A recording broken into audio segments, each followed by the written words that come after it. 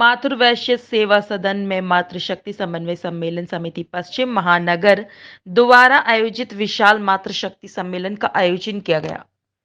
कार्यक्रम में बड़ी संख्या में महिलाओं ने भाग लिया। मुख्य वक्ता पूर्व वायुसेना अधिकारी तुलिका रानी रहीं। मुख्य वक्ता ने कहा कि जब तक हमारी जड़ें मजबूत नहीं तब तक हम सशक्त नहीं हो सकते। आसमान में भी उड़ने वालों और एक बृहद वृक्ष को भी खड़े रहने के लिए जड़ों की आवश्यकता होती है, क्योंकि जब तक जड़ें मजबूत नहीं होंगी तब तक आप आकाश में होते हुए भी नीचे ही गिरे दिखाई पड़ेंगे। ये जड़ें हमारी माताएं ही हो सकती हैं।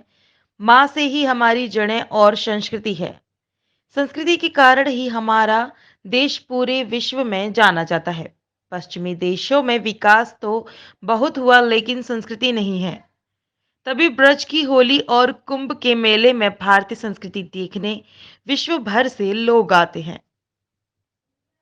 जय हिंद, नमस्कार। मेरा नाम स्क्वाड लीडर तुलिका रानी है, पूर्व भारतीय वायुसेना अधिकारी, अंतर्राष्ट्रीय प्रेरणादायी वक्ता, लेखिका। इस समय उत्तर प्रदेश की G20 की ब्रांड एम्बेसडर हूँ उच्च शिक्षा विभाग द्वारा, और पहली महिला हूँ उत्तर प्रदेश से माउंट एवरेस्ट पर सफल आरोहण करने वाली, साथ ही प्रथम भारतीय महिला एशिया के सर्वोच्च ज्वालामुखी पर भी तिरंगा फहराने वाली। देश विदेश में 24 पर्वतारोहण और ट्रैकिंग अभियान हो चुके हैं। आज यहाँ पर सेवा भारती द्वारा आयोजित मातृशक्ति समन्वय सम्मेलन में मुझे बतौर मुख्य वक्ता के रूप में आमंत्रण दिया गया है, जिसके लिए मैं आदरणीय प्रीति उपाध्याय जी का बहुत बहुत हार्दिक आभार प्रकट करना चाहूँगी कि मुझे अपनी ब्रज प्रांत से आई हुई माताओं और बहनों को संबोधित करने का अवसर प्रदान किया गया। यहाँ हम देख पा रहे हैं कि ग्रासरूट लेवल से उठकर बहुत ही भव्य संख्या में महिलाएं उपस्थित हैं। अपनी मातृशक्ति का बहुत अनूठा आज दृश्य हमें देखने को प्राप्त हो रहा है।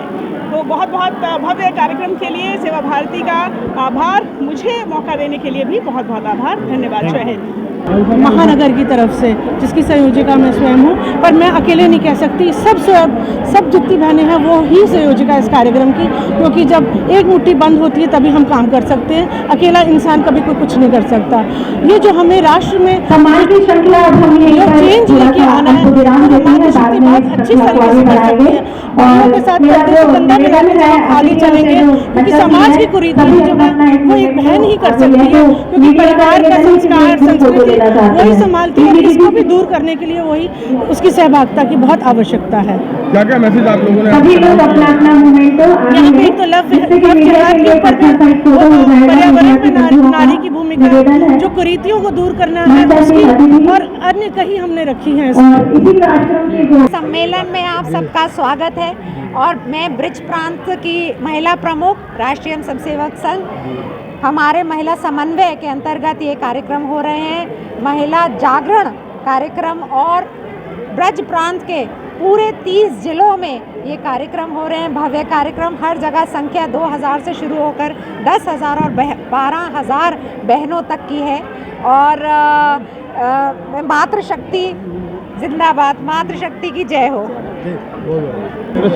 डॉक्टर रेणुका डंग जी, मातृमंडल सेवा भारती की महिला समन्वयक, प्रांत की प्रमुख, कार्यक्रम की आज की मार्गदर्शक। जोरदार तालियां बनती हैं पूरी ऊर्जा के साथ। एक बार तालियां बजा दीजिए डॉक्टर रेणुका डंग दीदी को सम्मान है। देश का वातावरण सन 2014 से बदल रहा है, उस देश का वातावरण पूरे अपने बूम पर आ जाए। आज हमारा देश विश्व के अग्रणी देशों में है, उसका कारण एकमात्र यह है कि हमारी मातृशक्ति है।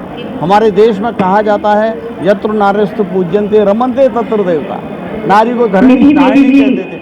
हमारे देश में अनेक जिन्होंने देश का नाम रोशन किया है, उसके कारण से ही हमारा देश पूरा जगत गुरु कहलाया। हमने वत्सव कुटुम्बकम का हमारे देश ने दिया। हमारे देश में कभी नहीं कहा गया कि हमारे देश में